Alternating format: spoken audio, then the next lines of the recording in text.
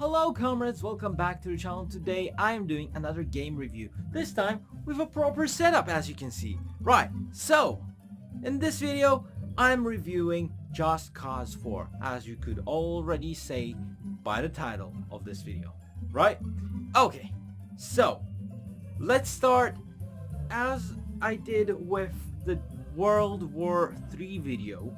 I am gonna separate this into different parts, which will be gameplay, story, Rico's character, and the rebellion, graphics, how the game works, the explosions, which is a very weird topic and important topic that I want to talk about. And of course, at the end of all of this, gonna be my thoughts of the game. Let's start right after the intro.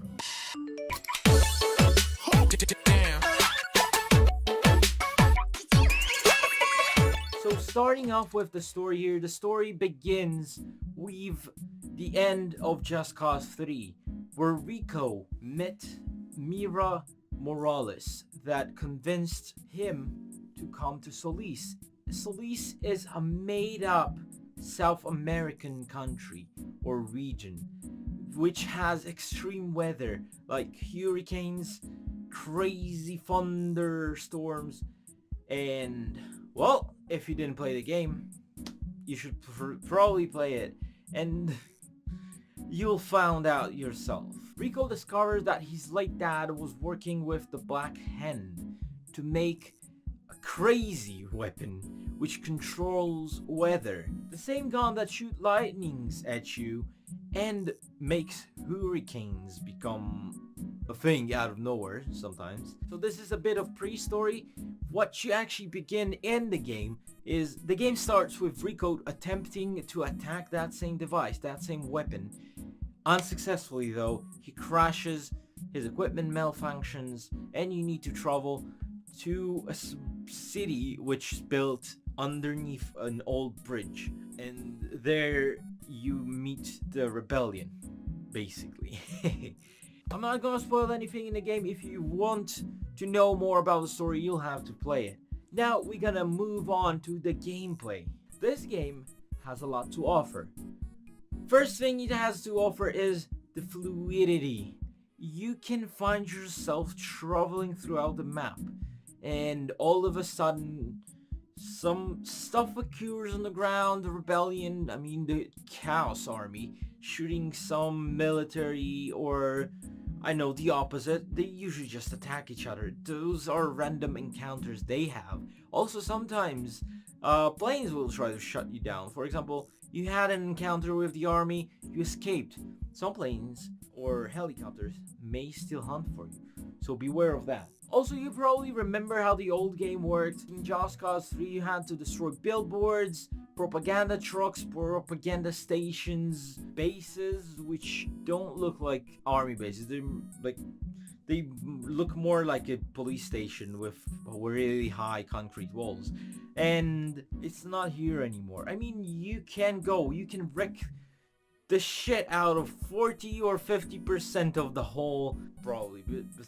Besides the ground, of course, you can't destroy the ground, but about 40 to 50% of the props and stuff are not nailed to the ground, and everything that's not nailed on the ground is gonna fly straight up. You know that if you play Just Cause. So in this game, what you need to do to capture bases is actually perform mini missions like destroying the guns protecting the bases, or destroying generators, which usually can be the both of these can tie to each other. You can destroy generators to turn off the guns that protect the base. Another thing that was added to the game is on the map you can see borders of territories. So now these borders actually serve as front lines, where if you go to those borders, you can always see the Chaos Army fighting the military. And every time I tried to do something about it, well, let's just say it usually not ends well, because they keep pulling in more and more forces the more I destroy. Right from the start of the game, if you're not into doing missions or not into fighting at all, what you can do is actually look for a tornado. It's not really hard. You just fly high and look all around you. The moment you spot the tornado, you can head right towards it and do whatever you want with it. You can throw planes, cars, tanks, motorbikes, everything you want in it, and it will also pick up everything from the ground that is not nailed down. As I said, everything that's not nailed down is gonna go up. Cars, trees, gas stations, more trees. Yeah, trees are getting picked up a lot. And everything else. So if you're not into ghost shooting, you can go have fun with the tornado. Okay, now let me explain how the game actually works. We've talked about the gameplay. These two topics are tied to each other because gameplay, how the game works, right? Okay, let's go. How the game works is you have main missions and side missions, which are sometimes tied to each other, like in Just Cause 3, for example, when you had to liberate some area or capture a base to continue the main missions. You need to do this too, but it's not as annoying because you don't have to go and capture military bases every time. It's not the boring, annoying gameplay mechanic where you had to always go destroy, and you just have to blow everything up. No, as I said, like I said in the gameplay section, there's different ways how you capture bases. Those are, again, destroying generators, destroying base protection, and sometimes even protecting cargo. Like when the rebellion wants you to steal weaponry. Or you can also liberate prisoners, walk them out of the base, and all of a sudden the base is yours. As I said earlier, you can go try fight for the borders.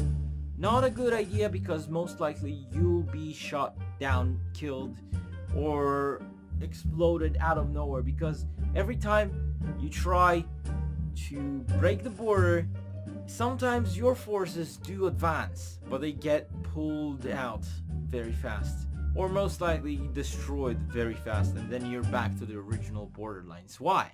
Because every time you destroy a tank, they pull in 2 more and a helicopter. So yeah, the forces are not really fair in here. Okay, we're moving to the next topic, which is Rico and the Resistance. So in this game, Rico and the Resistance both have quite a big change, at least for me, because I'm used to having Rico, which is all about jokes and fun, and well, you know Rico, he's not the guy that goes, "Oh yeah, this is a bad situation. I'm very sad today." Nope. Usually Rico makes jokes. He does make jokes like the humming he does when you shoot someone from a helicopter, for example. During the country scenes, you can actually notice that he is a bit more mad or serious. You can see that by his face. Not like he used to be in Just Cause 3, for example, or in the previous games. Why? You'll have to find out. Go play the game. On the other side of this, which, you know, it's not actually another side, it's actually pretty much connected. Rico and the Resistance, Mira, his commander that I can never remember his name, and the story about his father. This game is a lot more... This game gives you a family connection feeling between everybody. So in this game, rather than having objective Rico, which is set on a mission to wreck some, I don't know, oppressor and people ruler that doesn't care about the people at all, you'll have Rico, which is struggling between his hate for Sheldon, which is very short by the way, connection like a family with Mira and the Resistance, and a connection to his dad who was working with the Black Hand. This game is more personal this time. It's not really objective. He does feel, he does get mad, he does hate, not out of objectiveness. You don't just go there, set your goals, and do whatever you need to. You do have some feelings that are influencing what you're doing. Also, another thing I have to say about the Resistance before we move to the next topic is that the Resistance this time is a lot more helpful. I found myself in situations where I need support so much times and they just appear out of nowhere. I can be fighting tanks or helicopters and out of the blue comes a Resistance helicopter or resistance planes coming down and shooting down some other military flying things, for example. Yeah, I know that's a good term, flying things, right? Or resistance vehicles or resistance troops come out of the blue and help me. And this time, there are not only those guys that come in, die really fast, and leave me with an open mouth saying, "What the heck were you doing, guys?" No, this time the resistance is helpful. They're there to support you. They're there to ease your work. And they're doing a really good job. So it does feels like I do have an army of cows that's standing behind me and helping me with the objectives. Now let's talk about graphics and animation. This is a topic I really wanted to talk about, and I was finding myself engaging in conversations across the internet pretty much a lot. Why? Because while some of the graphics look better, for example, you can look at some roads textures or mountain textures or mountain bumping, they improved on that, and I don't, well, it's a slight improvement. Some stuff have big improvements, while some things in the game look like they straight up copy pasted it from Just Cause 3 to Just Cause 4, or even downgraded. For example, have you ever noticed how Rico jumps in Just Cause 3 and Just Cause 4? It's the same exact animation, besides the smoke or dust effect that pops below him when he touches the ground, which for some reason does appear a bit earlier in Just Cause 4. So you have the situation where Rico's ground leg doesn't touch the ground yet, but you already have the dust flying. So, but that's something you really notice only when you edit videos like I do. While I was editing them, I noticed that something's a bit weird about it. You have something that pissed me off a lot in this game, and this is where every ship now feels like it doesn't have any weight, because you don't have any waves simulated or any even animation for water. Animation on the water in Just Cause 3, basically those waves that being created when you move the ship, as you slow down, the waves still continue going forward. In this Just Cause 4 game, you only have a little water path, white colored water path following you, and it's really short and it disappears really fast. You don't have any waves generated around you, not on the left, not on the right, not in the front, and it certainly doesn't keep moving. So that's something I really wish they fixed. For now, I don't see this happening. I know, they maybe just dropped the idea. Also, if you've been looking at the grass was downgraded a lot in this game. If you walked around in a grassy field, any field actually, in Just Cause 3, you'd notice that grass and plants are moving away from Rico, for example, when you touch a bush. But when you go in fields and step on grass, it's usually being pressed down as you step on it and slowly recovering. Very slowly recovering, which is realistic actually. But in Just Cause 4, it's just not happening. In Just Cause 4, you can step on anything. You can explode your plane in the middle of a field and nothing will happen. Why? I don't know. Ask the developers, not me. They just probably decided to not add it for some reason, which I really wonder why. Now let's move on to explosions and destruction, which is really tied to the graphics again, but it deserves its own topic because it's Just Cause, guys, come on. It's a game based on action. Like in action movies, like in Michael Bay's movies, you could expect a lot of explosions and a lot of destruction happening. On one side, I found the explosions and destruction amazing. On the other side, we have again a problem with graphics.